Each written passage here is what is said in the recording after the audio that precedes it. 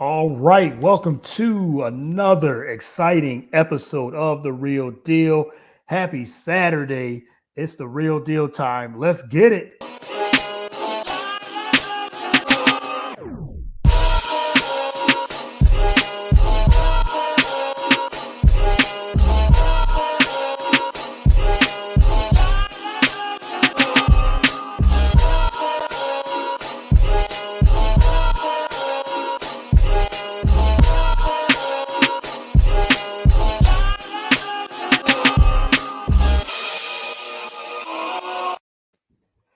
Again, welcome back to a new episode of The Real Deal. I'm your host, as always, Courtney Harden. Big show. A lot of things to discuss. I mean, sports is in full effect. This is episode 105. The title of this episode is called Sports is Life because there's so much going on in sports and life and a lot of different things. Some athletes have had a couple bad weeks, so we're gonna get into that as well. And I had to bring in some heavy hitter. I had to bring a heavy hitter guest today. But before we get into it, we are sponsored by the BS3 Network. So check out the BS3 Network, bs3network.com. We're live on Facebook, the BS3 TV app as well, Roku. So download the Roku app, Roku channel, Roku TV, BS3 TV. So just download the BS3 TV app and you can get all of our shows there. Again, bs3network.com. We're everywhere: Spotify, Google Play, Apple Podcasts, Spreaker, wherever you get podcasts, you can download and you can find all of our shows there.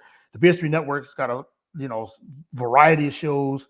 They got shows about sports, entertainment, TV, movie reviews, social issues, things like that. So much content there. So again, check out the website bs3network.com. Download it, bs3tvlive.com, where also you can get all the shows as well. So again, so much happening, so many things going on as well. You can follow this show at Get the Real Deal on Twitter, also Facebook, Instagram. You can just Google you can just Google The Real Deal with Courtney Harden. That's where you can get everything. That's because we're everywhere. So, but I'm not going to keep my guests waiting too much longer because we got a big show happening. We got a lot of things going on. First time on the show. We met during our fantasy football draft and everything too. So shout out to CJ Boyd. He has a good show on the BS3 Network as well. Thanks for tuning in, man. Always a pleasure. Always great to have the support. And like I said, you can get into the chat. If you have any questions on Facebook, on Spreaker as well. So any comments, any questions, things like that. But this is first time on the show. Chris Negron, he is part of the Sideline guys and in the archives. This guy does a lot of work with combat sports and MMA. Not just that, but he does a lot of different things in all genres of sports. So it was only right since, like I said, we got so many topics to get into. So I want to welcome Chris Negron on the show for the first time. Thanks for coming on, man. Really appreciate it. Hey, thank you so much for having me, man. I already feel like I'm at home. Yes. Excited to go over all the different crazy stuff we got going on in the world of sports right now, man. Yeah, man. There's so much going on. As we said, there's some people they have a good week, a couple of weeks. Some suspensions, some injuries, and all that. But first and foremost, man, again, thank you for coming on. And how are you doing? And how's everything going with you? Of course. Thank you so much for having me, man. I'm doing well. I can't complain. Big week in combat sports, as you mentioned. So there's actually some fights as soon as we get off this that I'm going to be watching as well. So there's so much going on. It's kind of hard to keep up, but it's my favorite time of year, right? You got the World Series going on. You got NBA back in full swing, NFL midway point, and combat sports is a year-round endeavor. So there's just so much to chew on, you know? Yeah, so much, man. And I know you cover a lot of different variety of things. Like you go back into the archives, as you said, and in the archives, I love that, man. And I'm a big MMA, UFC, boxing. Shout out to Damian Adams too, because I know you've been on his show, and we're in his fantasy league too. As I call my real deal brother. We got the same name with our shows, so that's my real deal bro. But we go way back. We talk a lot of boxing and everything too. So, but I listened to a couple of the shows you did with him, and I was like, yeah, I gotta get Chris on this show. So I really That's appreciate so it. dope. Yes. If you don't mind me asking, how did you guys meet? Super random, but The funny thing is we just met doing a podcast during the, I think he was, I got him on my podcast. I was just listening to one of his podcasts and got him on mine, and we had a lot in common. So ever since from there, we just connected that way. And over the last, like I would say 3 years, 2, 3 years, just in the podcast game.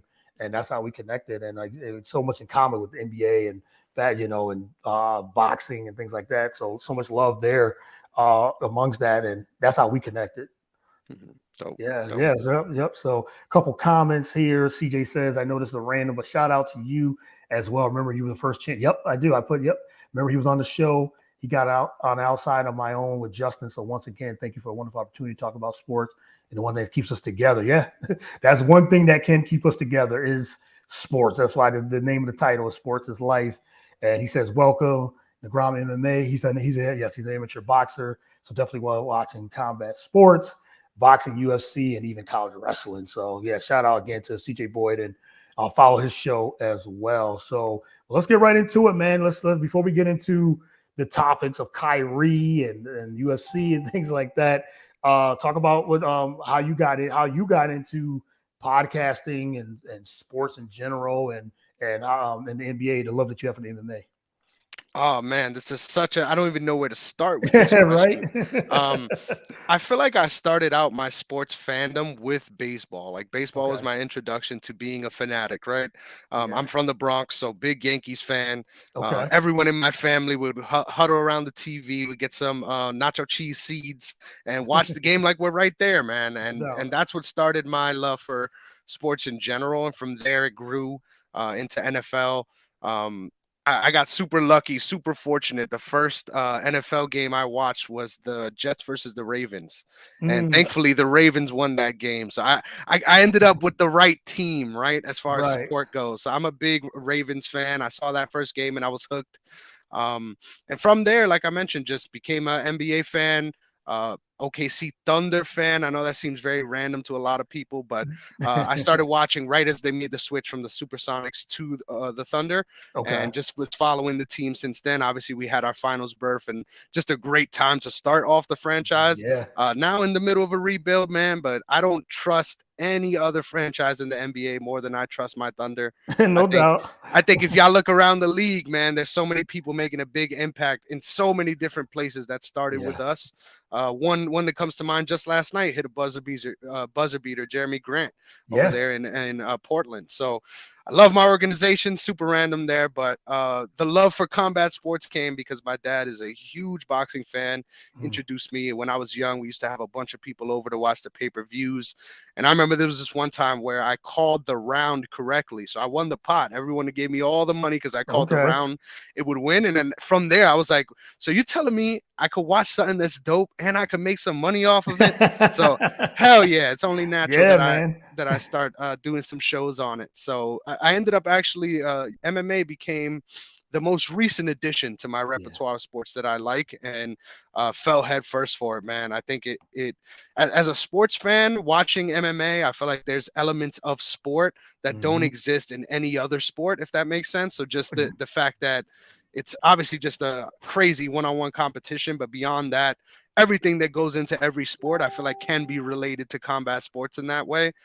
So just got super hooked in MMA, and that's where the idea for my show came. I'm new. I started in about 2015. So I wanted to pay some homage, respect the sport, and learn about its history. So what I decided to do, I got a spreadsheet super long just with all the events from major MMA promotions, but it's listed by the date which they aired. So I'm watching the sport as it unfolded, basically, and trying to get the true context of what the history of MMA is. So it's been a real fun journey, man, and I got a long way to go. So committed to that, committed to learning as much as possible along the way, and that's how I started my journey. No doubt. I love that, man. It's like you said, it's one of those things where there's so many different ways of how we got into sports. Usually starts with family. That's what it normally does. And even for your stories, it's the same thing. It starts with family. It's like someone in the family Oh, I think we just lost Chris. Hopefully, we can get him back in. But yeah, that's where sports comes into play, where it starts with family. Yep, got him back. All right. Sorry Yep, about that. no problem, man. Hey, that's podcast live stream. It happens sometimes. But yeah, that's what I was saying. It comes with starting with family usually.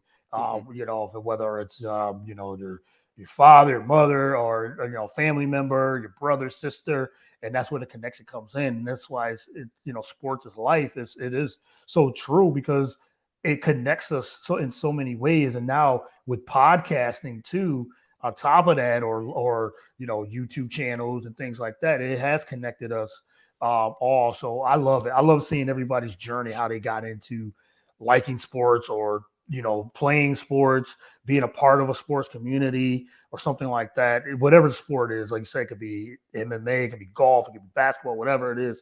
It brings people together, which I really enjoy.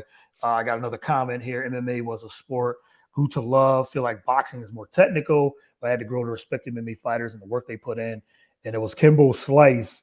That was the first person he actually started paying attention to street fighting. Yeah, sure, yeah, street fighting. I know a lot of people. That's how they got into MMA was because of Kimbo Slice and the bare knuckle brawls that he used to do.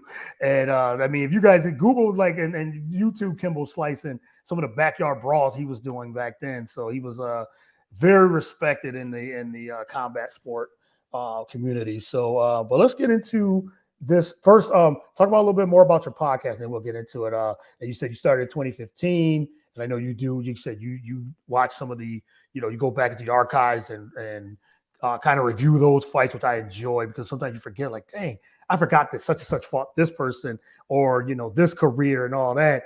Talk a little bit about concept of what of the MMA archives, and I know you cover even the recent the cards that come out just about every week. Hmm. So for me, man, it was a journey to get to starting this show. Like it was something that I had the idea for a while, and I Mm-hmm. actually started the podcast on my own. But I ended up getting introduced to my co-host on the Sideline, guys. His name is Derek Myers.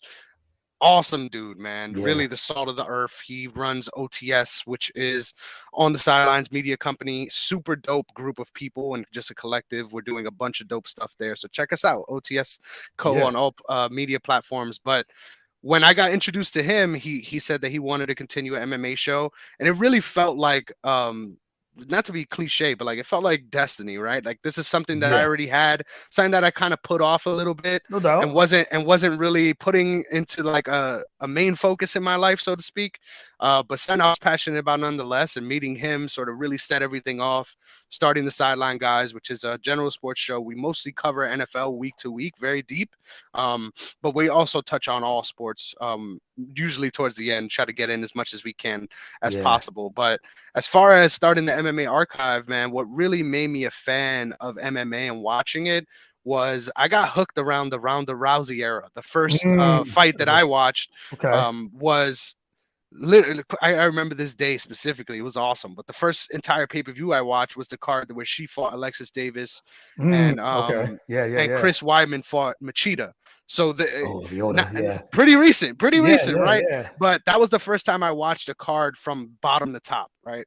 And Yeah. and I was hooked, man. And I think a big part of what got me so excited about it is like with boxing, and I'm not throwing any shade here, but I think it's important to mention this. With boxing, I feel like they're setting up and they're more conscious about people's careers, right? It's more Mm, conscious about saving and preserving the money fight. I feel like right. in MMA and what makes it so pure and so raw is like there's a real structure in place with the way the UFC is able to run things currently, where you have the best of the best in the same organization. So you don't get the luxury of getting build up, so to speak. I mean, some guys you could point out where they got a more favorable build, but for the most part, you really get tested based off of the many different pillars of MMA. So along the way, you're fighting all these different kinds of fights, so to speak, with real fighters, people that are trying just as much as you to further their position. And I think Yeah. that's super rare early on in boxing. So that's what really fed my love is like every week, even if you're hyped about watching somebody, they might get upset now, right? And they just Yeah. steal all the hype. So for me, it was like a matter of not just I like watching a fight, so I want to watch the fights. It was more so like following the division, getting an idea of who is who and who's good at Mhm. what, and why they're good. And then fantasy matchmaking, right? So thinking how would this person fare against this person? Right. And I think getting an idea of sort of the divisions, the landscape of the sport is what really sparked the idea for the MMA archive, because watching it as it's unfolding in real time, these different fights sort of build themselves, right? You see these guys fighting other people and you're like, man, I would love to see that matchup. And looking at the historical perspective in that same way of saying, these guys are so relevant now. Their name means so much to the sport, but why? Like, why does it matter who they are? Why does their historical context? So seeing these guys build up and seeing who they fought along the way to sort of build their name, I think it's really cool, and it really gives you a foundational understanding of like why people were important at the times they were. So that's what really got me pumped about it. And I swear I learned something new every day with names that I already heard of, but didn't know why they were so special. So it's really cool to go back and talk you through those fights, but also just refresh myself and understand, well, that's why he's so important. Yeah, that's dope. I think that's very important, because you're right. Like, sometimes you get there's because with the MMA, especially UFC, there's been so many fights, so many important fighters, and so many different fights that you, like you said, you go back, you forget, like, wow, yeah, you forgot, like, you don't forget, but you're like, wow, they did fight this person, they did fight this person, and you said you're right. When you look at the dream matchups, we get them for the most part because the best always fights the best. And I think that is the difference between, like, yes, I'm a huge boxing fan. Like, watching boxing since like when Holyfield and Mike Tyson and all those guys would fight way back 90s boxing. That's what got me hooked into more of boxing. And CJ says another good point. He says, you're absolutely right. Boxing is divided by Fox Sports, ESPN, The Zone. They're only really concerned about making a big payday. Which there's nothing wrong with that, but people in the sport of boxing are afraid to lose. Yes, and that's what's going on with Crawford and Spence. That's what's going on with that. I really feel, I know we're gonna get into it more of it, but I really feel like with them, and that goes back when Pacquiao and Floyd Mayweather, they fought 5 years too late. And I talk about this with me and Damien talk about this all the time. Like, 5 years too late when they're way past their prime, and they try to put on a show and it just didn't work out. It made a lot of money because of big names, but you guys should have fought when you guys were in your prime, at the top of your game, and it would have been so much better. And I have a feeling that's what we're going with Spence and Crawford. We're going that same route. These guys are at the top of their craft. They're at the prime of their careers, but it's money, it's ego, it's politics of boxing. In the UFC, you have a little bit of that, but those guys end up fighting each other. They fight. When you're a champion at the top, they fight the best. They like, who we're gonna clean out the division, kind of like John Jones. We go to him, he cleans out the division. He literally cleaned out the light heavyweight division, just cleaned it out. So you get guys like that, and even with the women, the same thing. So yes, I think that's the difference between the MMA and boxing, as you said. These guys do fight each other. The guys and ladies fight each other. In boxing, you get it, but you get it like way too late, because they want, like I said, they want to protect their undefeated record. They want to protect their image. They want to protect all these things, and it's sad the way where boxing is actually going. For sure. And it's so weird too, because I find it kind of cyclical in nature, right? And this is why I say this. I feel like when I'm watching these MMA fighters in the era that they're in currently, that you could look back at boxing's history, and there was a point in time where there's something very similar going on there as well. Yeah. And I'm a little divided as a fan, because obviously I love the sport, I love the product, and the idea of MMA really is about deciding what works, right? Like, what is the best and why is it the best? And I think that at its purest form is what competition is about in general, right? That's what we're all trying to figure out whenever we're watching any sport, who's the best and why. And I feel like what makes it so dope right now is like, we're in an era where we have the ability to figure that out in a very pure way, but it's also a double-sided coin, because on the other side of it, I do see how MMA is still in its leather helmet era. And there's so many different things that I feel like need to happen in order to further the sport and get these athletes paid the way they should be, the way they are in boxing. Right. But it's a catch-22, right? Because the more we lean into that, the more we end up with the same exact model, in my opinion, where we'll see more titles and we'll see people being able to sort of angle themselves for these fights in a very similar way. So it's a kind of a bittersweet thing where I do want the best for the sport, And I think the way it's constructed right now is the best for fans and watching the product. But I also am hoping for the evolution of the sport as well, where the sport itself is now actually taking care of the athletes the way it should be. And I think that doesn't get enough credit in today's landscape of sports, because the UFC is such a big entity, billion-dollar corporation. It's just assumed that they're taking care of everybody the right way, right? But the more you dig into this, the more you learn about it, the more you see how the sausage is made. I think it's going to be looking back. There's going to be some historical 30 for 30s looking back on this era in MMA, because it's actually nuts. The things that go on and the ways in which certain things are bypassed, so to speak. Great example of this: a couple of weeks ago, there was a title fight between Aljamain Sterling, TJ Dillashaw. Of course, in every fight, there's medical screenings and things like that, but he somehow was able to get cleared despite admitting that his shoulder popped out probably 20 times during that camp. Yeah, right. It's like, how the hell did you end up on fight night still still competing? It's crazy. So there's so many things to come as far as changes in the sport, but I'm here for it, man. I'm all for the athletes, and that's what matters the most. Yeah, and first and foremost, it is about the athletes. I think that's always the main thing. It's all about the athletes, and you're right. I think with MMA, specifically UFC, paying the fighters, that's always been an issue. Like paying them what they think they do. Boxing has so much money. They're paying. These guys are making. I mean, look at that. They said we go back to Spence and Crawford. They are arguing about how much money they should be making. Like they want. There was the last report I saw. There was 25 million per.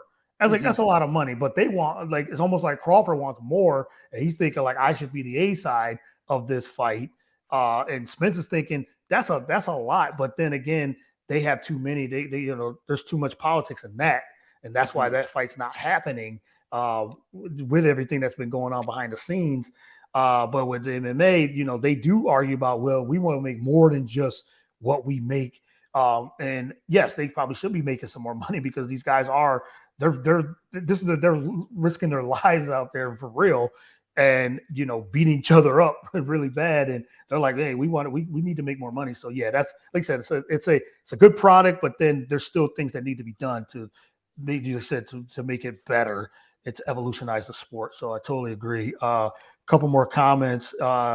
It says the way the UFC fighters get paid, no wonder they keep fighting Dana White. Yeah, that's always a thing. Dana White is not paying their UFC fighters, no wonder they keep fighting constantly for a couple $100,000, just thousands of dollars, versus boxers making at least $2 million per fight. You even get you get boxers that are not really known, but they still get a couple million just to even show up, and then they can be knocked out, and then they get the pay-per-view buys if it's on pay-per-view. It's a portion of that. So yeah, that's a whole nother thing. And I'd love to quickly just give some perspective, because I think this number, every time I hear it, is so mind-blowing to me. But the UFC sold in 2015, and something that they admitted themselves explicitly when they were talking to investors, they said that we currently pay the athletes 18% of the revenue. And this is something that we plan to keep the same for the next 5 years. That was a big selling point of the organization.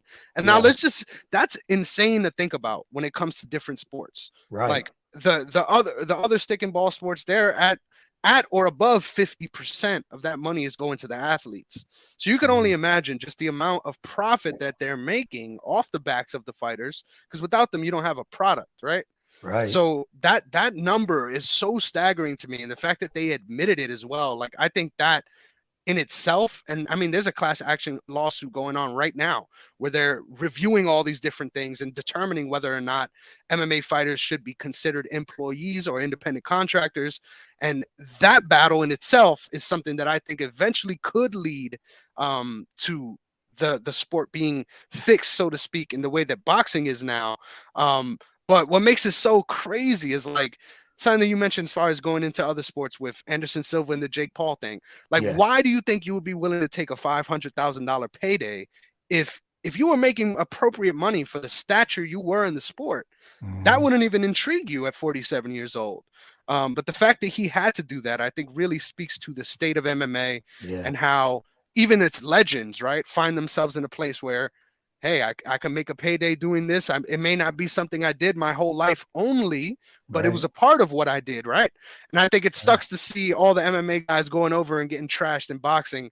But there Yeah. was actually Yeah. one example, literally yesterday, between Mark Hunt and a new upcoming prospect. His name's Sonny Williams, where he knocked him out in the fourth round. Yeah. And that's not something we see often in this MMA crossover with Crossover boxing. boxing. Yeah. So it was super cool to see. Shout out to the Super Samoan, one of the most underrated fighters in MMA history, if you ask me. Someone that finished his career with about a 500 record, but literally went as high as fighting for the title and even won a major title in kickboxing. So someone that is around the entire combat sports sphere, and I think should get a little bit of love too. So yeah, it's a Yeah. weird dynamic between MMA and boxing nowadays, but I don't mind them. Get your money. You know what I'm saying? Get But your you're making money. us look bad a little bit. A little bit. Yeah, yes, just a little, because like you said, when Conor McGregor did it, to fight Floyd Mayweather, that was a big spectacle. I mean, Conor McGregor, I mean, we don't know how much he really made, but they said between 20 and 50 million. So let's just say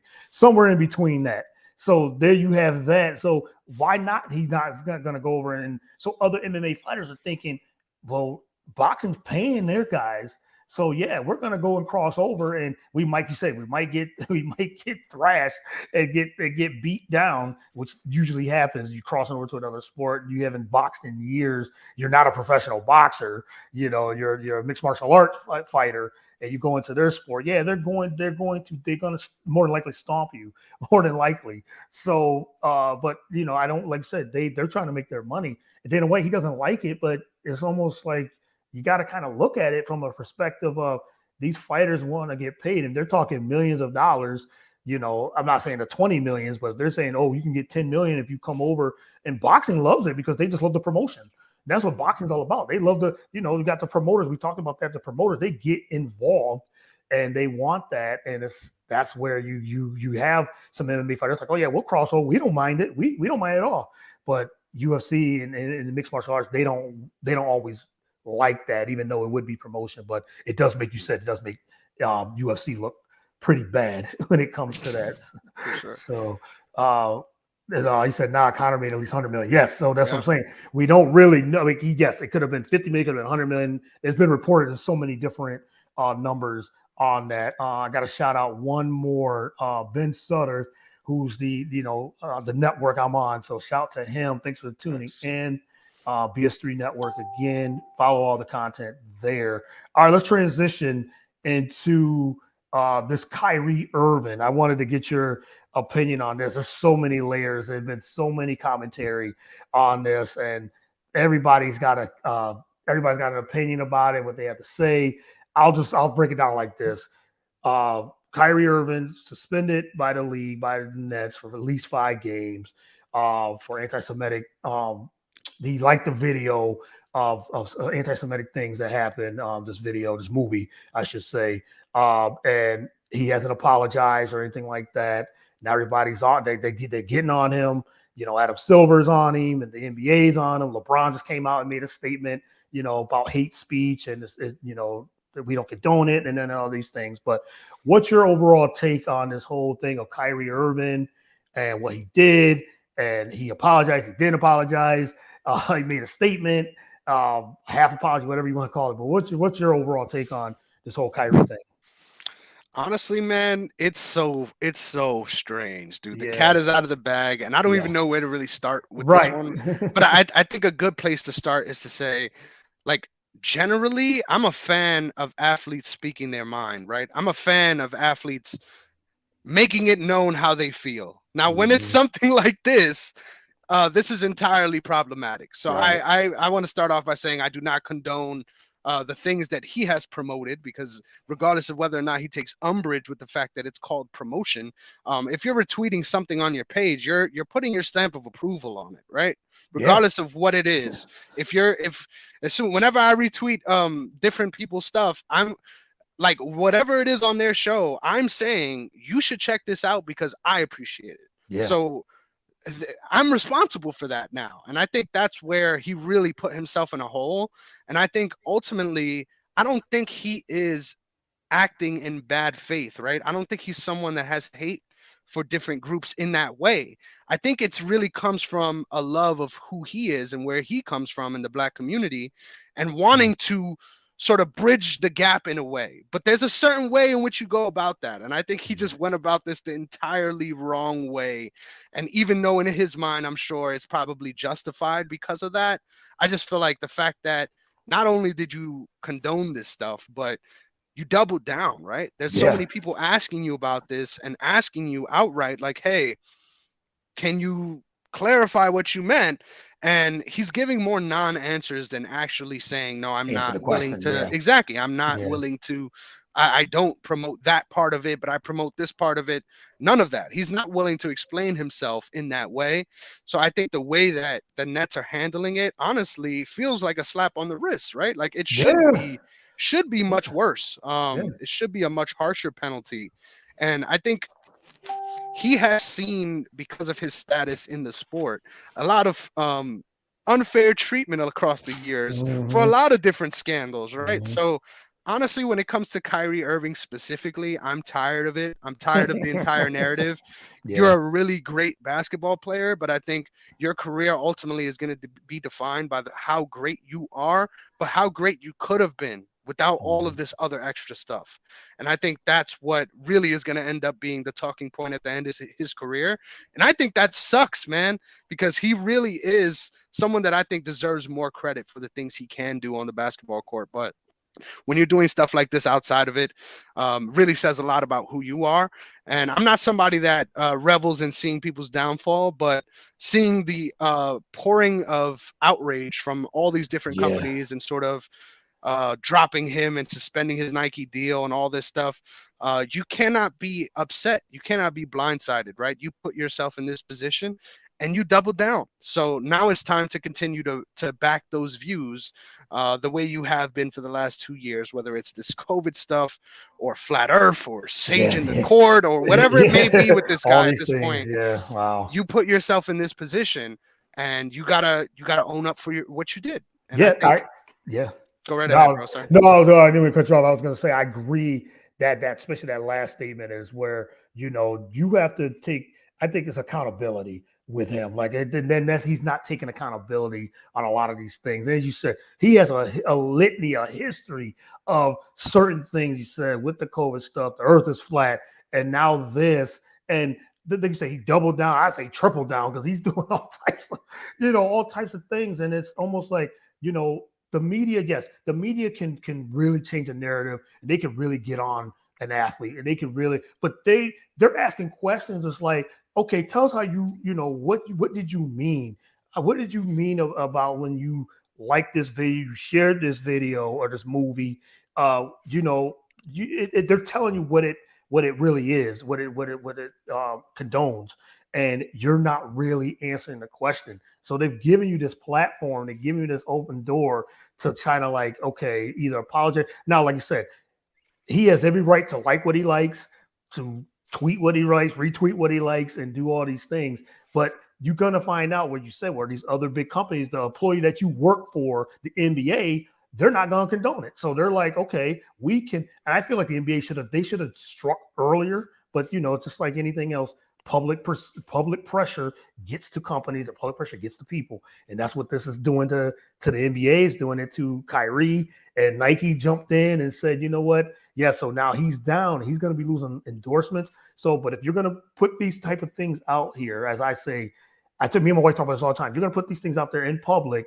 You got to expect backlash. You got to expect things that you might lose endorsement. You might lose these things. If you're willing to ready to do that, then you got to expect that, especially if you're not going to apologize for something that you stand for, or you say you didn't know what it is. Yeah, we all can be educated on a lot of different things, but as soon as you retweeted that, as soon as you liked it, it had to be like, as soon as that backlash came, it's like, uh-oh, what did I just do? Okay, I got an opportunity. I should apologize. I'm a public figure with a big platform. Maybe I should apologize, and then this wouldn't happen. But like I say, you double down and you triple down, and then you're not apologizing.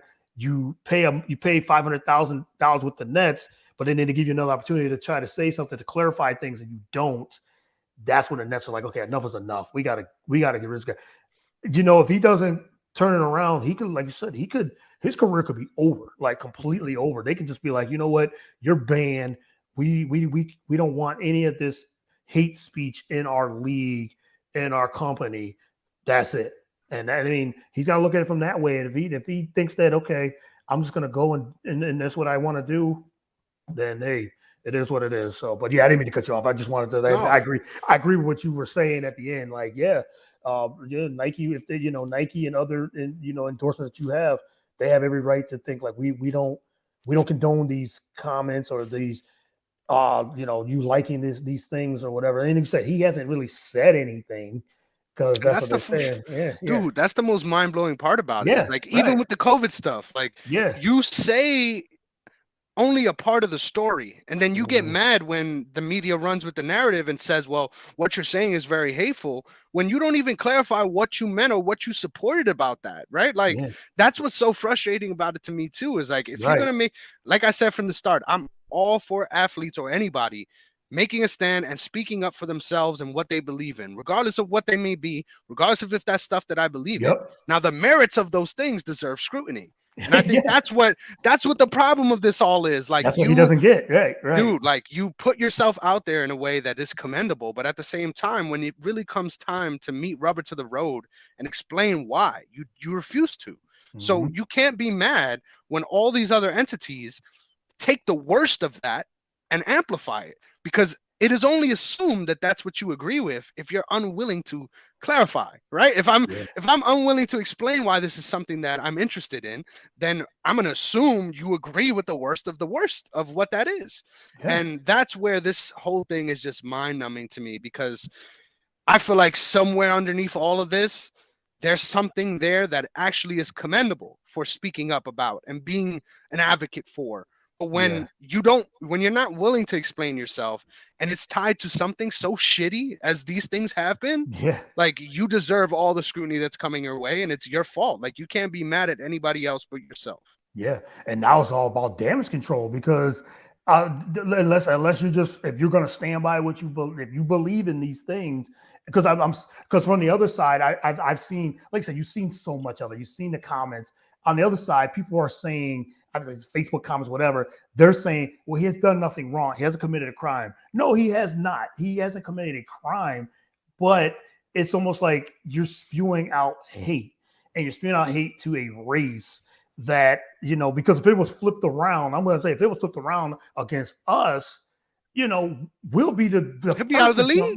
Yeah, right. We'll be the first to be like, oh, okay, it's against the blacks. It's like, okay, yeah, we're gonna go ahead and like I said, be out of the league. But you got to, like I said, you got to be careful. I mean, LeBron just made a comment. I wanted to just read. He said, I believe that what Kyrie did caused a lot of harm than to a lot of people. He said, and he has since, over the last day or two, apologized. Okay, you can take that as apology or not. I don't know if he did, but he caused some harm. He caused more harm than anything. But I don't stand on the position to harm people when it comes to your voice or your platform. So it doesn't matter your color skin, how tall you are, what position you're in. If you're promoting or soliciting or saying harmful things to any community that harms people, which he's done, that's what he's doing, then I don't respect it. I can't condone it. That's so true. Like, it's if you're going to go that far, and like I said, you're going to get scrutiny, you're going to get criticized, and you could lose a lot. So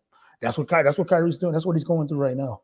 I'm surprised he hasn't lost more, to be honest. Yeah. Because this isn't strike one. Like this is like you're already at the plate twice. Like this is crazy at this point. Yeah, it's crazy, man. It's a lot, and like you said, anti-Semitic comments and things like that. There's no use for it. So let's see another comment from CJ. He said, I feel like he just should have explained specifically agreed with, and what he didn't agree with is a lot of people that feel the way he feels when it comes to blacks being the original Jews. But it also some things in that video that I felt like he probably should have clarified. I don't think he thought this through. He did not think this through very well. He saw a video, and people are saying, well, why is the NBA not upset with the person that did the video?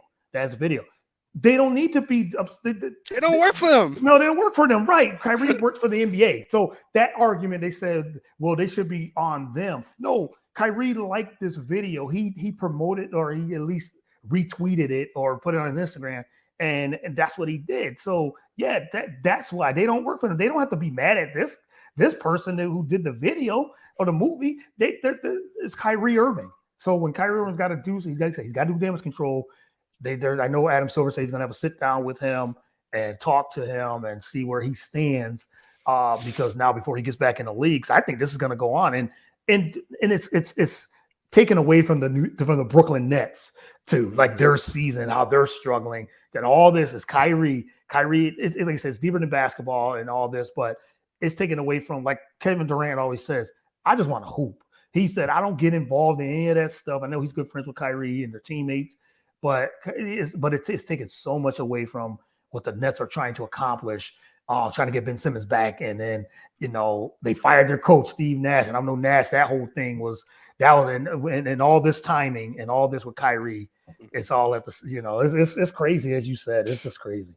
They need to get some therapists on staff over there. Yeah, man, they need it. I know Nash is like, he probably like, I think one reporter who does with the Nets, he reports with the Nets, and he was like, him and Steve Nash was walking out the door at Nash's last day, and he could just see the relief in Steve Nash. Like, I don't have to deal with this stuff anymore, man. And unfortunately, Nash, I mean, he got dealt this hand with the Nets and the whole James Harden, and it didn't work out. The injuries and Kyrie and KD wanted him fired, and KD wanted to leave. It's it's almost so much a coach can do, and they're super talented, but you got this whole thing now over their heads now. So the Nets they're not going to be contenders until they get all. They never were. They never were. They never were. So you're absolutely right. So, but let's move on to some NFL. Another topic, and we just had the trade deadline. So many moves, so many big names. Chris McCaffrey and others have moved. What were some of your favorite moves from the NFL trade deadline? I love that you highlighted that one first, because it was probably the biggest splash, right? As far as name value. But what I really like about that trade is the way he fits into that scheme. Like, that's an offense where guys like Jeff Wilson Jr. have gotten paid playing behind that line. Like, that line is really freaking good. And to see him on a team where other people besides him can block, like, that was something that Derek and I talked about all last season watching this Panthers team. Is like, once CMC went down, nobody could block anymore. Like, everything is just a green light straight to the quarterback. So it's really cool to see him on a team where his talents can be utilized properly, and he can also probably keep himself from getting banged up because he's not being asked to do so much in his role. Right.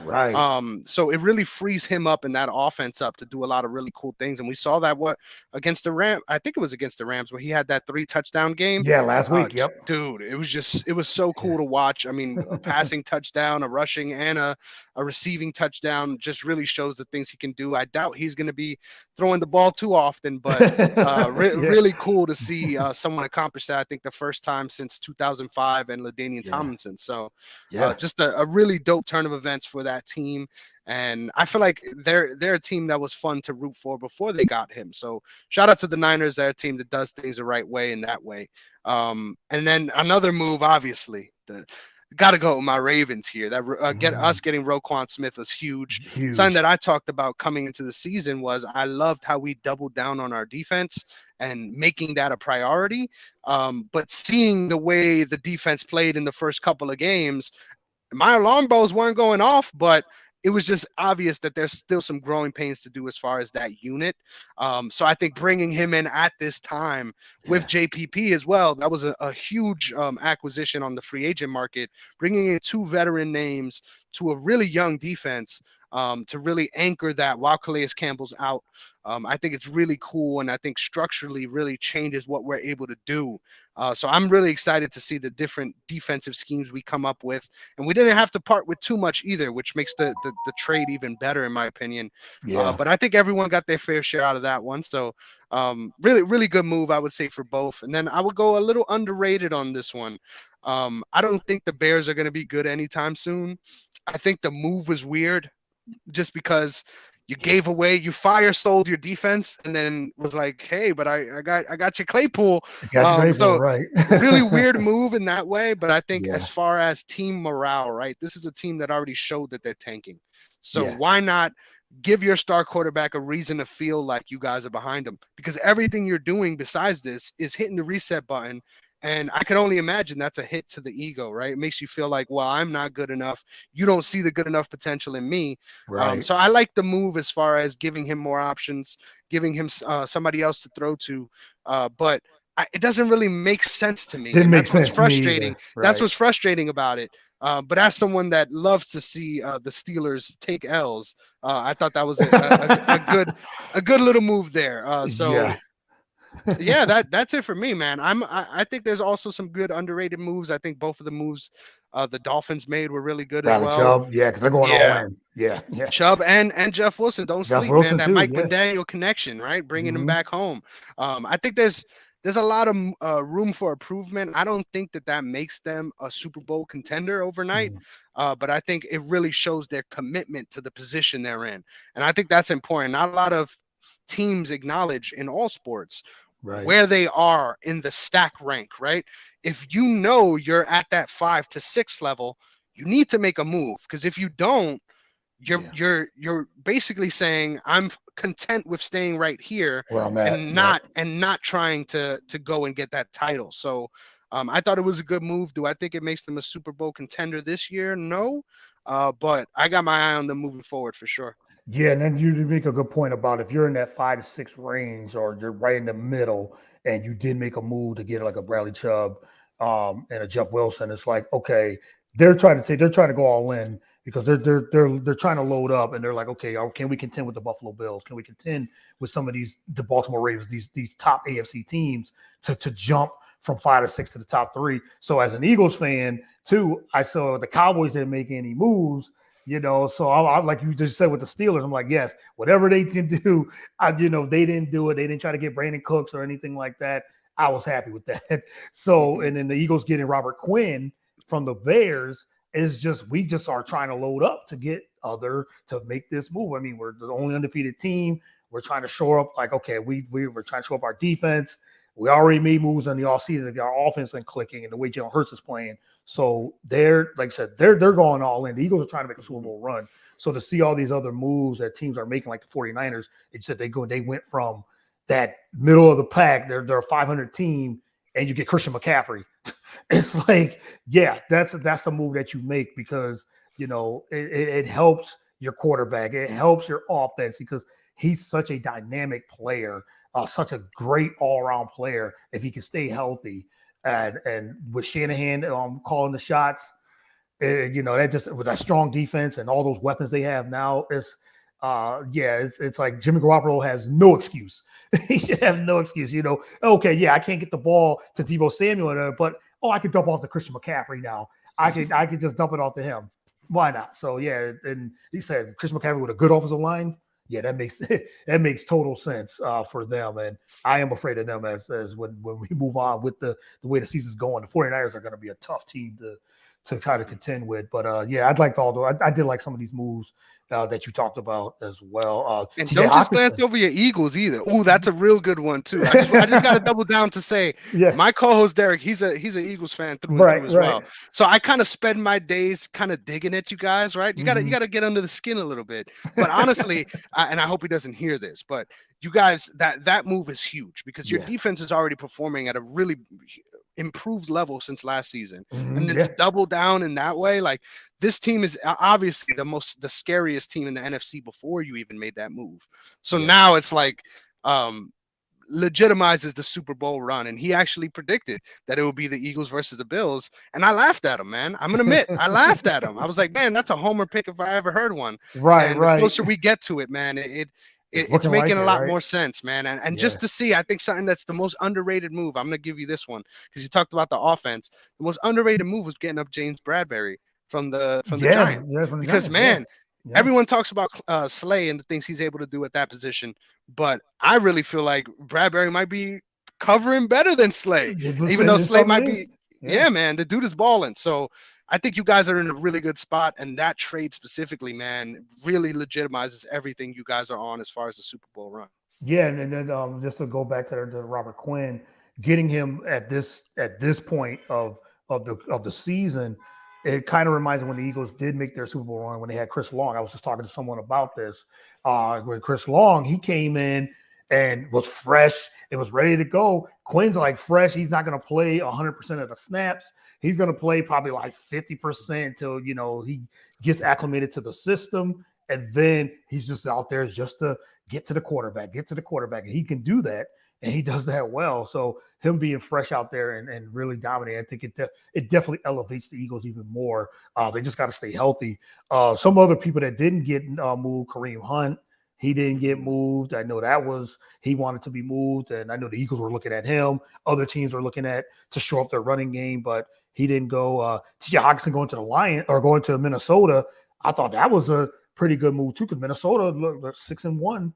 Surprisingly 6-1, and now Kirk Cousins gets a legitimate tight end where he loves to go to the tight end. So I thought that was a decent move too. So yeah, the NFL trade deadline felt like the NBA trade deadline. It was like so many moves was happening, and you're like, wow, dang, there was so many good moves. And yet I had to go back and research like how many players actually. It wasn't just rumors. Some players actually moved. Yeah, man. And the fact that is the last one we mentioned. On most years, that's the headlining trade, right? Like, right. That's a huge move. And I'm a fan of TJ Hockenson. He's someone that didn't get enough credit being on the Lions for that many years. He's been a dog for years. Like the guy's a problem at that position, easily top 10. So adding him to an already stacked offense just makes them even more scarier for sure. Yeah, definitely. And just to add, Calvin Ridley goes to the Jaguars, even though he is suspended for the year, but talented receiver goes there. And then the Bills, that we talked about, Super Bowl contenders, add Nyheim Hines to their running game to try to shore up their running game. A guy that can just catches out of the backfield. So another weapon for Josh Allen, which do they need? And really, but he goes from the Colts to the Bills. So yeah, a lot of good moves. With the NFL. So, but let's get into our fantasy. Let's do a fantasy football check-in. He said this is your first year with us, and in our league, the Real Deal Podcast League. How are you doing in your league, in the league? Man, it's up and down. So right now I'm even. I'm 4-4. Okay. And I just came off a big win that I needed big time. I feel like my team is super weird, man, because I go on these runs where I'm scoring more than everyone else in the league for 2 weeks, and then the next week I got 90 points. Like it's just crazy, the up and downs. But this week I got a lot of people on bye. I'm hoping that shout out Nikki. I'm hoping she doesn't update the team to the full capacity that she could. But if she does, man, I feel like I'll have a chance this week. But after this week, I feel like I get past the rut of the bye weeks. The bye weeks hit you hard in fantasy, so it's always tough to see that. But the fact that I'm competing with all you guys who all are focused on sports, like growing up, obviously I've been in a lot of different fantasy leagues with a lot of different sports fans, but I feel like it's a different level when you're talking about people who this is a part of their life differently than just fandom, right? Like we're all covering the sport in some capacity. So really excited to see that I'm doing well enough to still be in the top 6 at the moment. So hoping that continues for sure. Yeah, because top 6 make the playoffs. And that's what you want to do. And I see you play Nikki, who's been up and down. She's a problem because she beat me and she whipped me. And I was undefeated at the time. I was 5-0, was riding high. I'm like, yeah, but I didn't want to get overconfident because I did this last season too, where me and Jason Fierman, he's not doing too well this season. He's 2-5-1 this year. So it's just that's the way fantasy football is. But he, we were like going back and forth at who was number one. I ended up with the number 1 seed, and then Nikki beats me in the playoffs, dominates me in the playoffs after the bye, and then she dominates me. She did it again, and I'm like, I do not want to see her in the playoffs because she's a tough out, regardless. Because she makes a lot of moves, and she makes them seem like the necessary and right moves at the right time. And I could chalk it up as like, well, I had some people on bye, but that's every week. So because I lost last week too. I lost to Chris last week, and he had the worst one of the worst records. I had lost to him by like 10 points.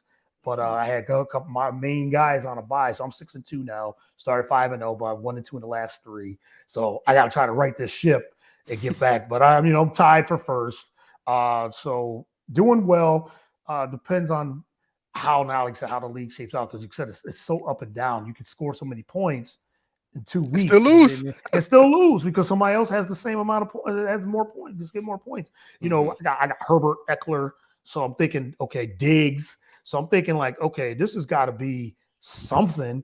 And I had to make some moves on the run. Sutton's not doing well because of that whole offense in Denver It's broke. is broke, man. Now I'm thinking about cutting Sutton, but I'm like, let me just keep him. I got CD Lamb. He's starting to finally get it going as well. So my team is. I like the team, and just had to make some moves. But we'll see, man. It's a competitive league. It's For sure. For sure, it's a competitive league because we got 4-4s, you got 6-2, you got 5-3. I think Damien's 5-3. So everybody's like, even the players, even the people that are 2-5 or 2-6, they still got a chance. Just get on a run. So we'll see what happens there. So last topic, we want to get more into a little bit more of MMA. And then I'll let you go. What's some of the what you're looking forward to later on this last couple months of this year, and what you look forward to in 2023 with UFC? Ooh, man, you gave me an open floor, man.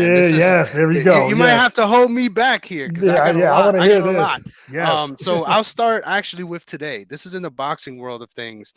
So a fight that's really going under the radar, but any big boxing fan, we're foaming at the mouths for this one, man. Dimitri Bivol, coming off of his huge win against Canelo Alvarez, is coming up against Gilberto Ramirez, Zurdo. I'm super excited for this fight, man. Dimitri Bivol's 20-0, Zurdo's 44-0. Obviously a different level of competition that both of them have faced up to this point. But I think this is a real formidable challenge for Bivol. What makes Bivol so special, man, is all the little things, right? He's an all-terrain fighter. He's someone that can pressure you. He can fight going backwards. He can keep you at distance with his jab. A 5-tool player like that in boxing is very, very rare. Someone that can do everything. And a lot of casuals see that and be like, he can be boring. And I'm like, man, you have no idea what you're watching if you don't understand how special that guy is. A real big moment that really stick out to me in recent memory was his fight against Jean Pascal. There was times in that fight where he was getting pressured. Pascal was putting it on him, and he's shown he can be the nail, take those shots, and then in that same round turned it around, and now he's putting it on Pascal. And right before he gets to finish, man, he has him huffing and puffing and looks like he's ready to pass out. So there's just so many levels to Bivol's game that makes him special. It doesn't always come off immediately, but he passes the eye test in every single way. And I'm really excited to see how he deals with the challenge of someone like Ramirez, who is known more so for his aggression and pressure, but also can be an outside fighter as well. So I'm really interested to see how this fight plays out. I think for Zurdo to have a chance, he really needs to start the fight early and hard so that he's putting Bivol on the back foot, forcing him to make those decisions and not putting himself in a position where he's willing to just sort of deal with the jab and whatever comes with it. Because if you're fighting Bivol like that, you're in for a long night, man. You're probably going to be at range for a very long time too. But seeing someone bigger than Bivol too at this stage of his career, I think it's a real specific challenge that he hasn't faced yet at this level. And I think, man, the odds are super close, which is something that you're not accustomed to seeing in boxing either. So really excited for that one. That one's actually in the midst of going down at this very second. So should be starting probably within the next hour and a half or so. So check that out if you guys get a chance. I'm really excited for that one. Great fight, man. And then here we go. So there's a UFC card this weekend, but it's one of the smaller ones, so I'm not going to focus on that one. Next Saturday, we got at the Mecca right here in my hometown, in Madison Square Garden, man. There's a huge fight card, and there's four fights here that I'm gonna give you a quick little in-depth breakdown on that I'm really excited for. And the first one is on the undercard, buried on the undercard. Not many people are talking about it, between Molly McCann and Erin Blanchfield. Now, this is a fight, a women's MMA fight that I'm really excited for because it's two women with two different distinct styles. First of all, Molly McCann is on an insane run, man. Seeing her run in the UFC, and this is what makes the UFC so special, man, because you saw early on she came into the UFC, lost twice, got choked out in her hometown in Liverpool against Jillian Robertson, who is a dog as well in her own right. But seeing her lose early on, I became such a fan of her, man, just because her energy.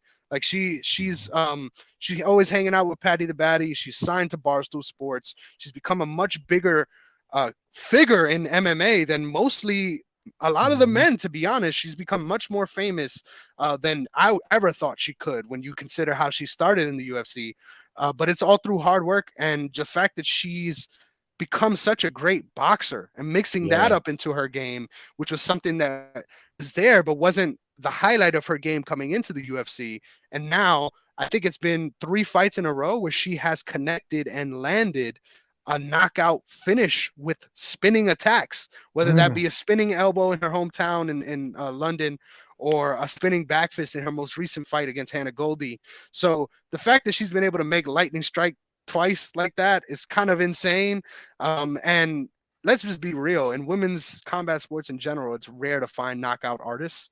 And that's what she's proven to be at this second stage of her career. Really big fan of everything she's been able to do in her growth.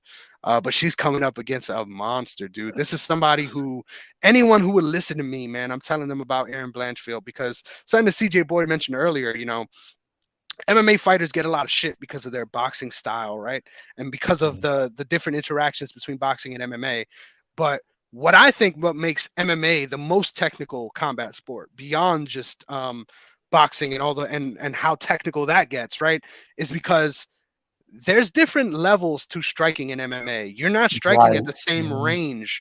You're not there's different weapons available to your opponent. So different things you got to be aware of, whether it's low leg attacks, body attacks, etc. with the kicks. There's just so much more to think about. The elbows. There's just a bunch of different weapons you have to be prepared for. And often that leads to a lot more outrange fights. And what makes Erin Blanchfield special is how technical she is, not in the striking, but in the grappling. And she's created a striking game around her strengths where she's a pressure fighter. She's not somebody that can outbox you and keep you at range and just pepper you with strikes. She's someone that gets in your face early and often and puts you in a position where you have no choice but to run into that fence. And as soon as you run into the cage, now she's in on your legs and taking you down. What makes her so exciting, man, is her level of grappling. What people don't understand as well is there's levels of grappling outside of just MMA grappling, the same way there is with striking. So there's certain BJJ practitioners that are on a different level as far as their prowess compared to what you generally see. I mean, for the most part, everyone has an idea of what they're doing, right? But when it comes to mastery, I don't think there's much people in the women's division that has what she has. And let me explain what makes her so special. She has the jiu-jitsu game of someone who competes in sport jiu-jitsu. She has competed in EBI, which is Eddie Bravo's Invitational, which is really cool. It's actually the only jiu-jitsu competition that incorporates striking. So there's open palm strikes as well as, and that just changes the game, man. You can't lay in certain positions if you are subject to being hit. It just changes the reality of it. And she's someone that won a tournament in that EBI format, which is submission only. You can't win just by staying on top of them and grappling. You have to submit them in order to advance. And she's someone that has that on top of, and this is the key, on top of the wrestling game. That's 2 different phases, and people don't really understand that. People just see it as, oh, they're grappling. But if you could be the best jiu-jitsu person in the world, but if you can't get them in those positions, you'll never be able to show it, right? Right. And the fact that she's able to mix those styles and be a dominant grappler after being able to get successful takedowns on a regular basis, she is special, man. And I think there is room. And what makes this so exciting is this is as close you get to those throwback fights, right? This is as close you get to the grappler versus striker matchup. But at this day and age in MMA, there's so much more nuance than just she's a person that can strike. She's a person that can grapple. There's so much more that goes into it. And that's what makes this fight so exciting for me. Is just, I think Molly McCann has a huge mountain to climb in this matchup just because of the grappling disadvantage she's at. But of course, anyway along those ranges trying to come in, you could get hurt. So I'm really excited for this fight, man. I don't think it's getting the love it deserves. And I think both of those women are going to be staples in this division moving forward. So Mhm. don't sleep. If you get a chance, tune into the early prelims and Oh, check no that one doubt. out. Always. Yes. Dude, I'm so pumped for that fight. And you could feel it. You could feel it. Yeah, But let's yes. get to the more pronounced ones, right? The Yeah. ones that people are talking about. Dustin Poirier and Michael Chandler. So, as Mhm. someone, I'm curious. I'm going to throw this one to you because I've been Okay. waxing poetic right here. How do you Yeah, feel yeah. about that matchup and how it's going to play out next Saturday? Man, Dustin Poirier getting another chance to like just to come back and do his thing. I guess Michael Chandler. Poirier is a really good fighter. I mean, he could do a lot of different things, as you said. The one thing I liked what you said about people having different levels of what they can do. Like you said, like the different levels of striking, there's different levels of grappling, there's different levels of getting somebody on the ground, jujitsu, and things like that. I like the way Poirier fights because he has those kind of levels where he can do a lot of different things. The striking, he could do a lot of different things. So I really enjoy that about him. Michael Chandler, man, he's a beast, man. This guy's a monster when it comes to fighting too. So I don't have a winner. I can't pick a winner of that one, but I'm looking forward to see. I kind of want to see Dustin Poirier get back on track and really get on another run. So I really like. I do like Dustin Poirier. If I had to pick, I like him in this fight.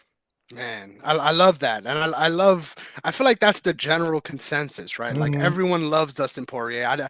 You can't find somebody that says something bad about him. And that Right. really speaks to his rise, right? This is someone that wasn't always famous, that wasn't Yeah. always Yeah. considered as the best in his division, and really Hmm. had to. I mean, he says it, his slogan, paid in full. Like Yeah. he Yeah. had to get it. He Hmm. had to get it. And he put himself in that position. And I'm a big fan of everything he does, man. A lot of the stuff he said and the stuff that he stands for as a man really resonates with me, and I'm a big fan of his as well. Something that I always love too is his alliance with Teddy Atlas and Yeah. that slogan. You know, you got 25 minutes to make life fair. And seeing him not be able to win the undisputed title has been Hmm. something that burned me, man. Burn Like them. as a Yes. Yes. fan, like it sucks to see that he was a part of such a great era in the Hmm. sport where he could be such a great fighter and not reach the pinnacle, right? But what makes him so unique, though, and if CJ's still here, I think this is something that might stick out to him too. Is like you generally don't see the two things married that are married in his game, which is being an elite fighter and Yeah. being an action fighter, right? Action fighter. Usually Right. those Right. things aren't Yes. aren't they don't go hand in hand usually. Hmm. Usually you can't get to that next level when you're known as an action fighter. But that's what makes this matchup between these two so mind-blowingly exciting Yeah. is that Yes. both of these guys have been in some of the most all-time great wars in Yeah. MMA. If you guys are unaware, Michael Chandler had a real big career before he even got into the UFC in Bellator, outside of the UFC, and fought a real who's who of who you could fight outside of the Right. UFC. Yeah. And I think look no further than both of their fights. Well, technically, all four of their fights with Eddie Alvarez. Yeah. Both of them fought Yep. him twice. And all four of those fights are fucking chaos. Like they Yeah. are the Chaos fights fights. where if you Yep. got a friend that's on the fence about the sport and you're like, let me introduce you to it this way. Yes. Because when you Yeah. see those fights, it speaks to you on a visceral level, right? It's not Yeah. just they're out there trying to compete. They're out there trying to really get after it and take each other out. Yep. And I think the fact that both of these guys are matched up like this, I'm not gonna lie, I'm a little concerned for Poirier early. I think the Mm. speed of Chandler can really make the difference early on, especially Right. because they're going to be welcoming that striking battle early. And we've seen Poirier get struck out early by people who have the speed advantage against him. That's So a I good think point. that's Yeah. something that I'm really worried about early on. But I think the longer this fight goes, the more it leans in Poirier's favor. But I'm a fan of both guys. And let's just be real. The fact that Chandler is admitting and saying, you know, I'm not going to be here for a long time, but I'm going to be here for a good time. A good And time. he Yeah. has delivered in all of his Yeah. fights in the UFC has been absolutely must-see TV. And man, this fight is no exception. This fight could be a main event on a pay-per-view On card a and nobody pay-per-view will card. complain. Yeah. And this Right. is the third fight on the main card. So just speaks for the night that we're in for next Saturday, man. I Right. can't wait. And just to go back to what you were saying, looking at Dustin Poirier and Michael Chandler's last 5 fights, they said a who's who that they fought, as you said. Dustin Poirier, Charles Oliveira, Conor McGregor, Dan Hooker, and Khabib. Like, okay, that's a who's who of who you fight. But then you go to Michael Chandler, Tony Ferguson, Justin Gaethje, Charles Oliveira, Dan Hooker, Vincent Henderson. Those are like, and then and then he's 3-2 in his last 5 fights. Michael Chandler and Dustin Poirier, he's 3-2 in his last 5 fights. So you said styles make fights, and that that should be the whole thing with boxing. It's the same thing in MMA. It's like styles make fights, and this is a stylistic fight where you're right. I think if Michael Chandler, he's like he's in there. He's like, I'm not gonna be here long. But I'm gonna be here for a good time. I'm going in here, and they're gonna bang. Like I love to see that when two fighters are just ready just to get. It's all sometimes it's technical. Sometimes it's just like, okay, we're just gonna go in here and bang. But there's got to be some technical things where there's levels of the striking, there's levels of the wrestling, there's levels of the grappling, and I think it's gonna come down to some of that. But I think at the end of the day, if it gets early and Chandler puts that pressure on Poirier and he gets him with the striking, it could be lights out for real, like quickly. But as you said, the longer the fight goes, and I think that's when with Conor McGregor was part of that too. Conor McGregor, he wanted to get people out. Like he wants to get people out in a couple of rounds. But as we see in his career, yes, he did earlier in his career, he can last fights, but he wanted to get people out quickly and just let me get them out. Let me just get them out. But when the longer the fight went, the more it was to the other opponent, the advantage to the other opponent. So I think that's where it comes down to with this fight as well. Man, I'm so pumped for this one. I honestly, when this one got signed, like it was like instant chaos. Like everyone was like, "This is gonna be great." We need it now, right? We didn't exactly. Gotta wait till November, right? Yeah. And this one sort of reminds me. I don't know if you remember this, but a while back, Francis Ngannou was billed to fight Derek Lewis. Yeah. As soon as that fight was announced, everyone's like, "Man, that's gonna be fucking nuts!" And then it happened. Yeah. And it was one of the worst fights in MMA history, where they're just staring at each other, sort of in the mirror, waiting for cataclysm to happen, and it just never did. Well, there's no way. I'm gonna guarantee this. I will never do a podcast again if this fight is boring. There's no way that Dustin Poirier versus Michael Chandler isn't gonna live up to the hype, and that's what makes it even more anticipated. Because it's like you said, the hype of the fight. It's almost like when Rashad Evans, when he fought Rampage Jackson. Rampage Jackson was one of my favorite fighters. I just liked how he fought, and he just went in there. Now he never could get. He always wanted to strike. He was a striker. He hated when people would put him on the ground and all that. But they hyped that fight up like, oh my goodness, this is going to be the fight. And it was boring because I mean, it was just like, well, it didn't exceed the hype. How about that? I won't say it was boring, but Rashad Evans just kept putting him on the ground, and then because he knew that was Rampage Jackson's weakness, the ground defense. He could not. He hated. He wanted to engage, and they're like, I'm not going to engage to a powerful puncher like him. Why would I? I'm going to use my wrestling skills to put him on the ground, just like when John Jones fought Rampage Jackson. John Jones used his length, and John Jones is decent with his wrestling, and he said, "I'm not going to go toe to toe with this guy. Why would I? He's got more power than I do. I'm not going to go toe to toe." So yeah, you use your advantages, what you can do. Like I said, styles make fights, and I think this is one of those fights. Heck yeah, man! And I would say too, for anyone who is on the fence about the grappling side of things in MMA, like I really encourage people, and I know this isn't easy, right? This isn't accessible, but I encourage people to really train this, like figure out what it feels like, because I'm not Johnny Jiu-Jitsu. Let's make it clear. But I did train at Marcelo Garcia's downtown for a couple of months. And in my time there, a big majority of my day was getting my ass kicked by people that were half my size. And unless you're in that position, you don't really appreciate what it is to be able to control somebody like that. And I think that's what makes MMA so exciting for me, as someone that understands the different levels of technical, right? There's technique in the 4 different phases of MMA. There's technique there's levels to that as well. So I feel like being able, like you said, to hunt the areas in your opponent's game where they're deficient. And that goes even within the striking. So like a perfect example of what we talked about with Poirier and Chandler, because Poirier is a little vulnerable early, that's something that he can exploit early on. But let's think about this as well. Chandler is also someone that has known to be gassed out the later on fights go. Yeah, right. So it's like that's a part of the technique. It just gets billed as striking, right? But if you know that someone has more fast twitch muscle fiber, is able to get you out of there early, that changes the dynamic of how you approach that fight.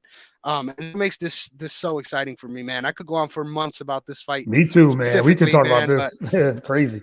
But that one, honestly, if that doesn't get fight of the night, I will be shocked. I will be shocked. Yeah. But let's move on to the co-main of that same card. Yes. Man. Speaks to how stacked this card is.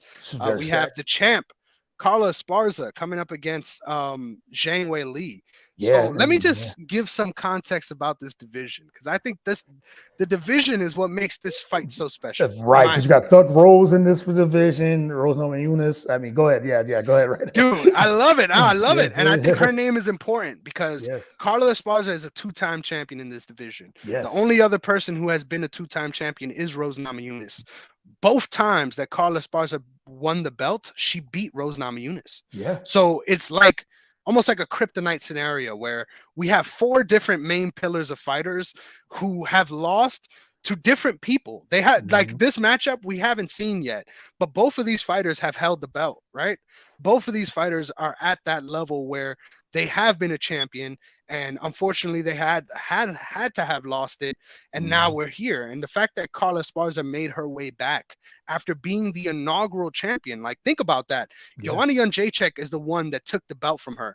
Joanna Jędrzejczyk is retired. She's not fighting anymore. Right. So the fact that Carla Esparza was able to almost be a champ in 2 different eras, had to fight her way back, and then become champion again against someone who's considered the all-time consensus greatest of this division, but she has her number. She beat her twice.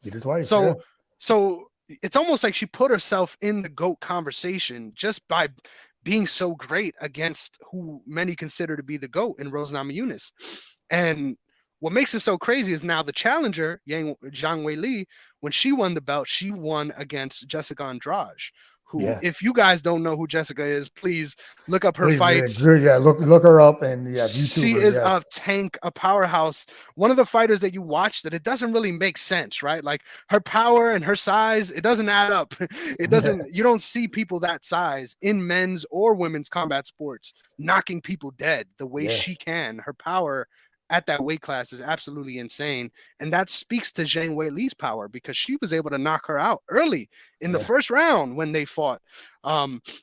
Unfortunately, she ended up getting knocked out by Rose Namajunas and lost her title. But I'm a big fan of where she is at in her career, working with Henry Cejudo at Checkmat, which is one of the premier gyms, in my opinion, in today's MMA. And she looked much improved in her rematch, and since then, on this path to the title, knocking out Joanna in their rematch as well. I think she is primed to be sort of the future of this division, and coming up against the old guard who is now renewed champion again. I kind of feel bad for Carla in this spot, right? Because you want to show how great you are, and they give you arguably the biggest killer besides the scariest woman in the division who you just beat. And now they're like, have fun with that. So I think this division, frankly, I don't think there's going to be a long reigning champion. I think it's going to keep on switching hands just because of the different matchups and what they require of these champions. And that's where I'm leaning with this one, man. I think Zhang Weili is gonna really put it on her in all phases and really make it look like almost like Joanna Jędrzejczyk did when she beat Carla the first time.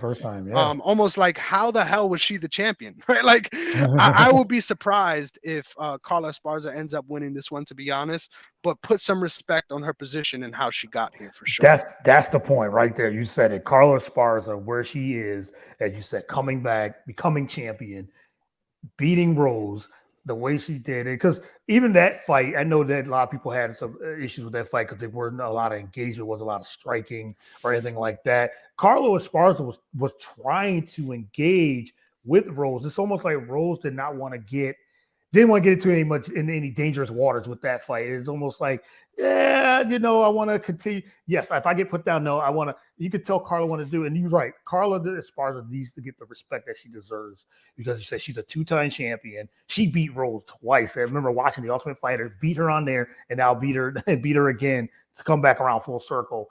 And I feel like Carla gets a lot of. She's very underrated. She gets she doesn't get the respect that she deserves, but fighting these, like you said, fighting these tough champions or fighting these tough fighters that she's doing. And you said, have fun with this fight too.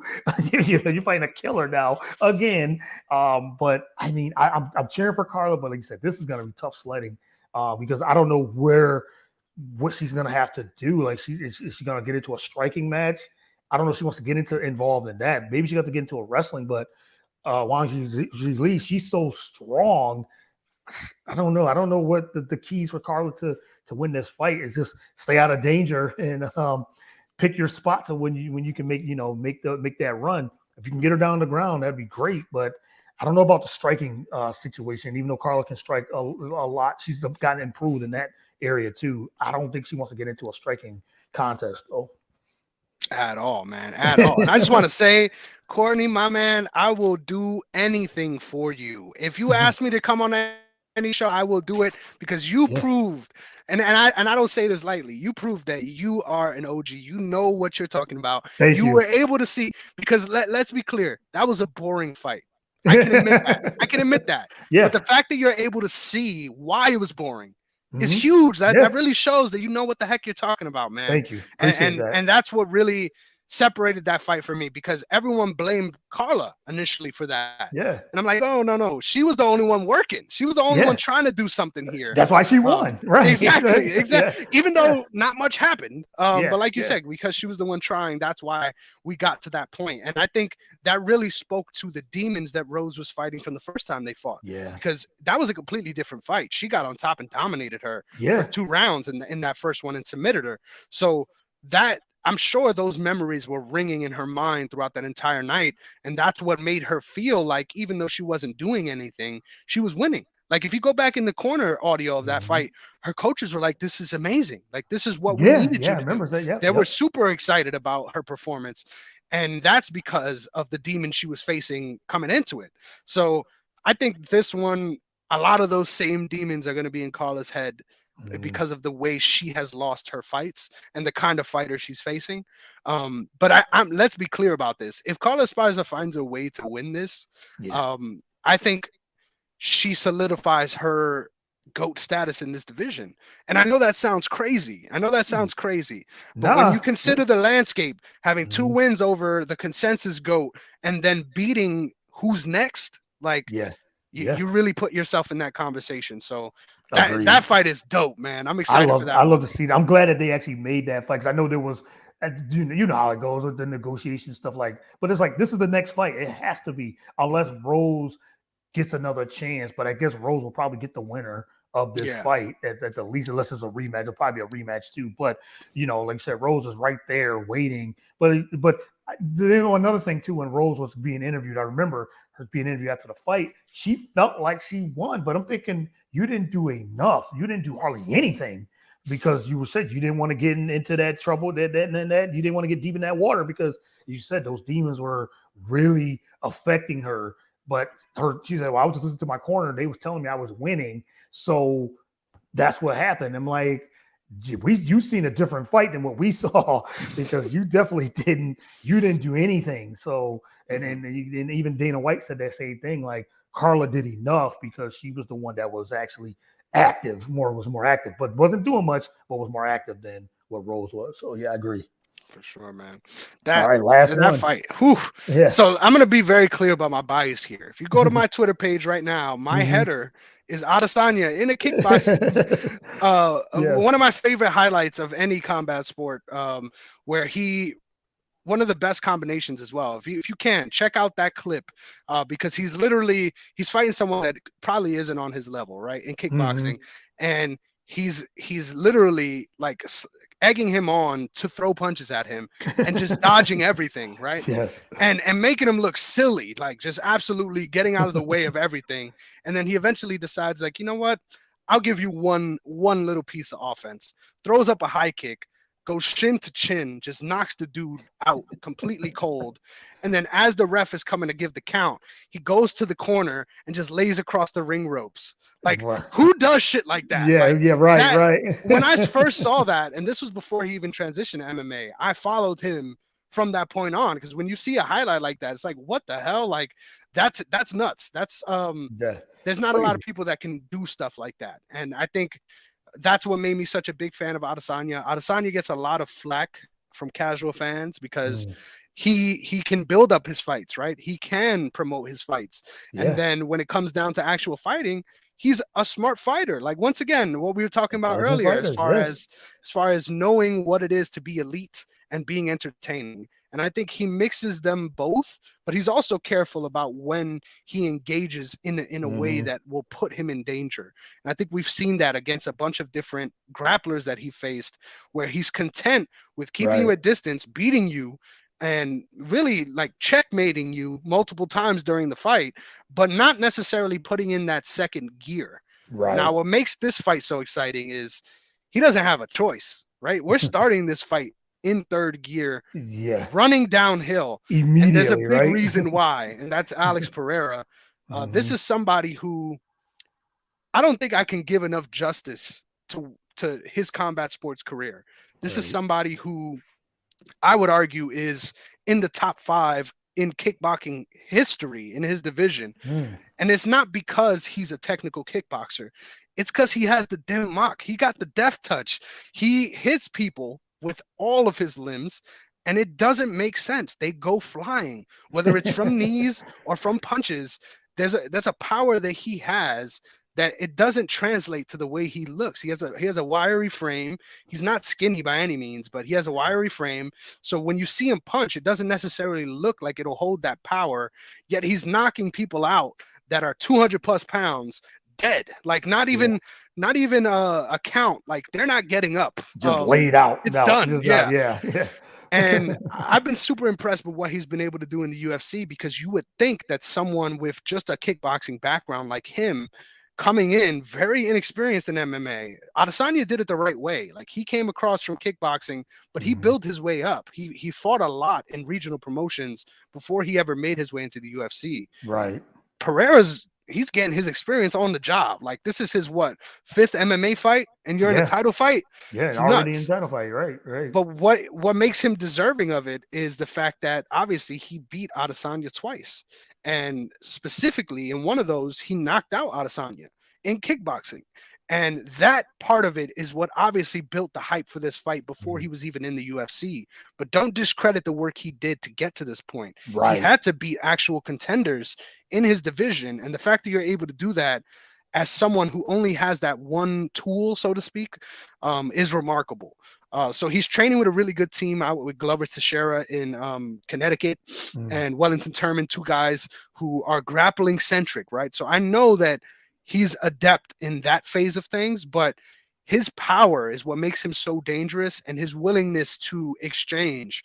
He puts himself in positions where he's in range and he may be getting hit, but he has that one shot, right? Like, you can throw 3 or 4 punches and land on him, but all he needs is the one. The one shot, yep.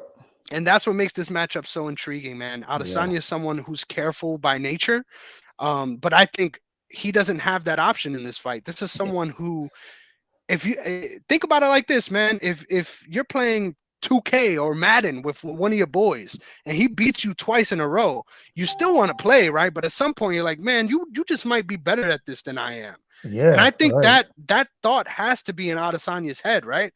Regardless of this being a different sport, it's still combat sports. And the fact that it's striking, but now with those small gloves, you got knocked out with the 16 ounces. Like, you got knocked out with big gloves. Right. That power is a problem. And that's what makes this fight so exciting for me, man. I think Pereira's there for the moment. He has so much experience in championship level fights. This is just another day at the office for him. And the fact that you're fighting someone that you have their number, I think he's going to be aggressive and really bring out the best in Adesanya, like we saw when he fought Kelvin Gastelum, someone that's willing to put the pressure on you and force you to fight that kind of fight. And Adesanya has that heart too, which is why I hate when people try to discredit him because he fights in a smart way. I'm a fan of fighting. I like watching people go out there and do the job the way you should, right? So to speak. But he also has that dog in him where Gastelum was putting on him in that fight, and in between the 4th and 5th round, he's looking across at him. He just says outright, and the camera caught it. He goes, "I'm prepared to die," straight up like that, and then comes out in the 5th round and puts it on him and basically almost finishes him and secures him the championship victory. I think it's going to be that kind of fight. I'm predicting that this fight goes to decision. But I think this is going to be a very competitive, striking-only affair, which is what the fans usually are coming to see. So that's what they do not miss this one, man. I'm so pumped for it. And that's what they usually want. And you're right. I think someone like Adesanya, who's super talented, so talented, and then it goes back, we talk about John Jones, was super talented, was at the height of their career, like the best in their division, the best, and one of the best in UFC, period. They get to a point, I wouldn't say they get stagnant, but they get to a point where they're so talented, like, we could beat anybody. We could beat anybody at any time. And I don't have to, I mean, you put in the work, but then I don't have to put all my tools out every single night until you get tested. But then, like you said, when someone does test them, it brings the best out of them too. And it's like, oh, this is why we like them. This is why we like Adesanya. This is why, because we know when he's tested, and then, okay, now I can bring this brings the best out of me. This brings the dog out of me. That's why we loved him in the first place. So I think that's what it comes down to Adesanya. And you're right. A lot of fight fans, they want to see knockouts. They want to see brutal fights. They want to see the punches and all that. They want to just see all those things. And that's the some of the casuals. They want to. That's what they want to see. They come to see a show. They come to see entertainment. But for us that really enjoy this, we enjoy the technical side of it. We enjoy Adesanya. It's one thing to be careful, but it's another thing to be like, okay, I'm going to be smart about this too. If this opponent has the kickboxing skill, who has beaten me before in kickboxing, I got to readjust. I got to do some things where I can find a weakness. I can find the opening where, okay, I will engage, but I'm not going to engage just throwing out punches for no reason, because like I said, his power is real, so, Pereira's power is real. So I gotta be sort of on guard where I'm not going to get knocked out by a kick or a punch, an unorthodox way of how he's going to hit me. So I'm going to take advantage of, okay, if he's going to come out there and try to use his power against me, I'm a counter. And I think that's where people got upset. We said with Adesanya's last fight, where he was countering a lot more than normal. And people got mad about that. But I mean, he still won. But they wanted to see him dominate because we know he can. I think that's where the fine line comes. But he's a smart fighter. He's a super talented fighter. He's smart. So I don't fault him for being smart. There's one thing to be very careful. There's one thing to be smart about, because you don't want to get knocked out, because at any given time, someone can get knocked out at any given day. And I think that's why Adesanya doesn't want to do it. He's too smart. He's too smart, too talented to go out there reckless. For sure. And I think even against, like, he doesn't get the credit too for the opposition that he's faced up to this point. Yeah, right. I feel like John Jones always got the credit because he came in the midst of a era of that division that was insane. But I feel like this is the golden era for middleweight too. Like, Robert Whittaker, if Adesanya doesn't exist, is probably a reigning champion for X amount of years already. Many years, right? And he doesn't get the respect that he deserves for his position in the sport. And Jared Cannonier is a dog too. Like, this is someone that I watched fight in heavyweight in the UFC and made his way down to middleweight, lost a whole bunch of weight. His physique entirely changed. And I think that doesn't get as much credit for the kind of challenge he was, because of the way that Adesanya is able to dismantle these guys. This one is really interesting though, because the danger's there, the fear of losing again is there, but then also too is like the Adesanya side of it. He doesn't get enough of the credit coming into this matchup for what he can do, and I think he's at a real speed advantage in this fight. I think he could really keep Pereira at bay and at distance, and be smart and technical in the way he has in his last couple fights, where he's going to force Pereira to really pressure him. So I'm really interested to see how that dynamic plays out. But if there's a takedown in this fight, I'll be extremely shocked. I just got to say. Yeah, and you're right. I think that's another thing too with talented fighters like Adesanya. They don't get enough credit for being, you said being smart, but they have all they have all the tools. Like you said, the speed is real. Like he could get in and out of things, he get out in and out of the grappling when he needs to, if he's being held up.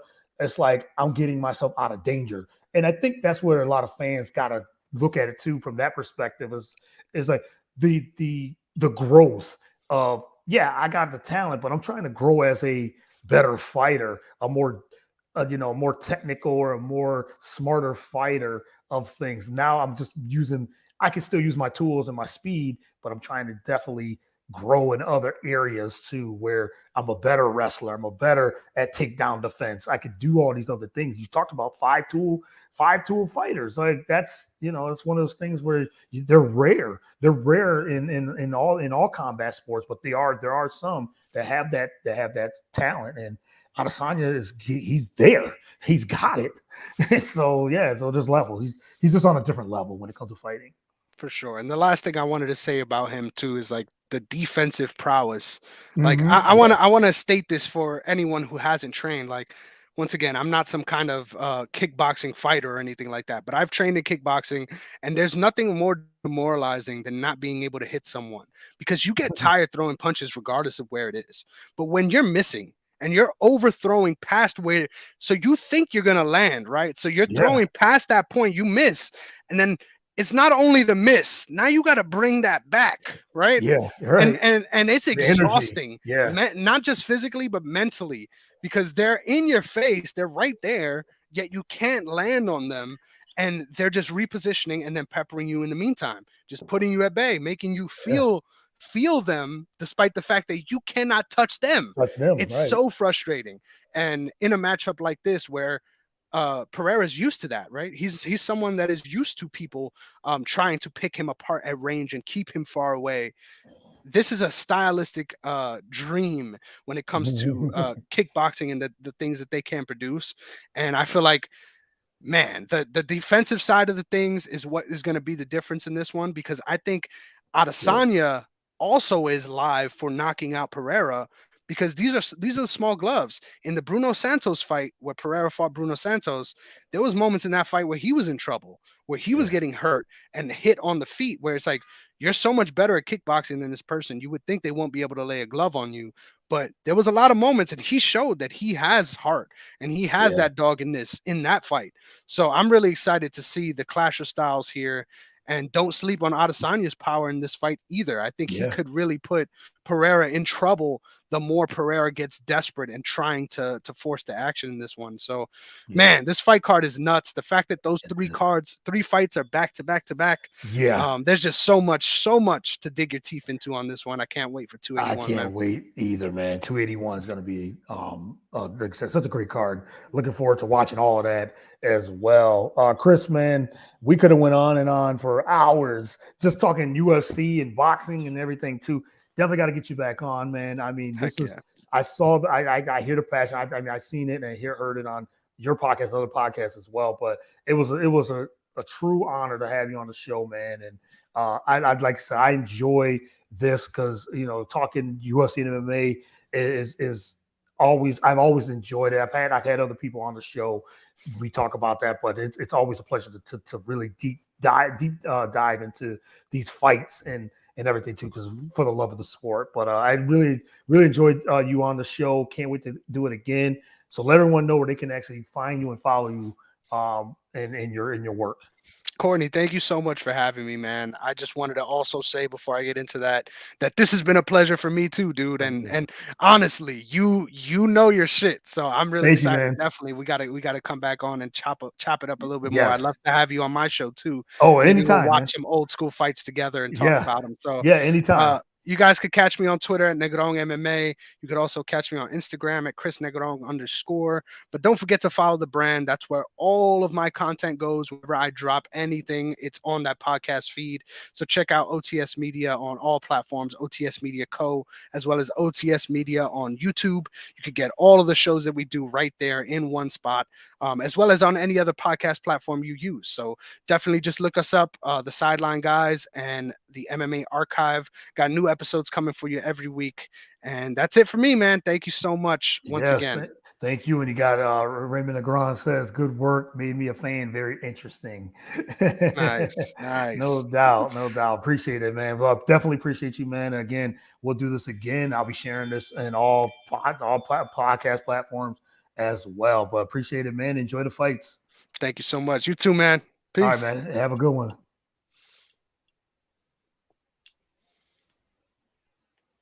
All right, that was Chris Negron on the MMA archives, man. This guy just does his thing. So follow him, follow all the content as well on all podcast platforms. Thank you, everyone that tuned in. Really appreciate all the comments as well. Appreciate all the love. This will be on all podcast platforms, all social media platforms as well. Thank you, everyone that tuned in. And if you want to be a guest on the show, just hit me up on Instagram, Facebook, Twitter, always active on social media as well. BS3network.com, BS3TVlive.com, at Get the Real Deal on all those social media platforms. That is a wrap for the show. Until next time, peace. Everyone have a great weekend. Enjoy the fights. Enjoy all these big sports, NFL, NBA, everything's out there. World Series, didn't get into that, but that's still going on as well. But again, thank you everyone that tuned in. Peace. Everyone stay safe and God bless.